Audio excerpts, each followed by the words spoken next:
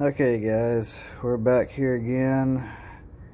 I've already got this valve tore apart. This was the new valve. This was easier to just buy the whole thing instead of getting the trying to order in the rebuild kits. I needed it done a little faster than that.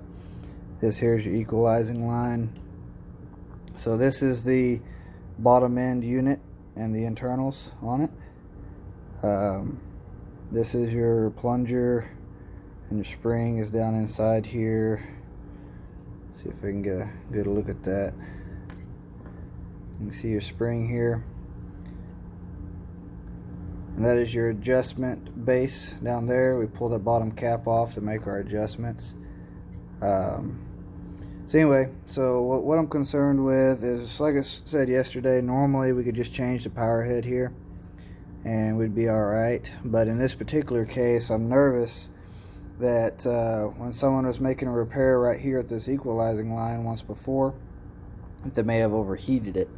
So I want to go ahead and change all these internals out, so that if they did damage these Teflon seals in any way, we'll go ahead and have new ones in there. That way we can just guarantee that we're working properly. I have already pumped this circuit down, so we'll get in there and switch these components out real quick and then get the circuit back online.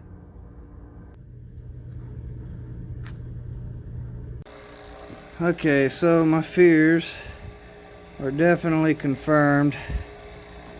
You can see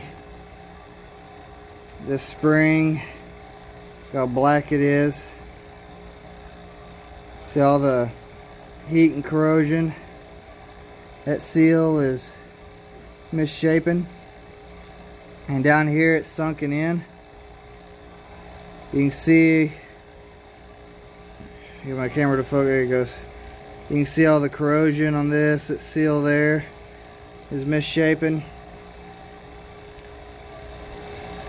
Somebody definitely overheated this valve, and they did it while they were doing that weld right there and not properly having the valve wrapped.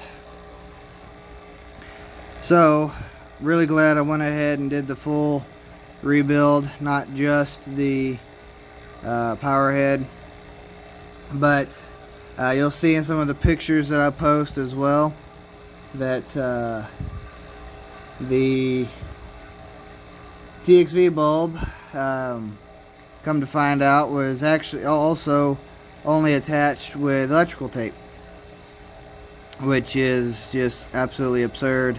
So I ripped all that out, cleaned the pipe up with sandpaper, got it nice and shiny.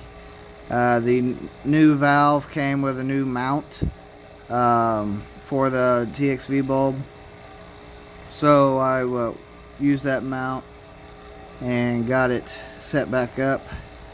And so, just to reiterate, this portion here comes out there.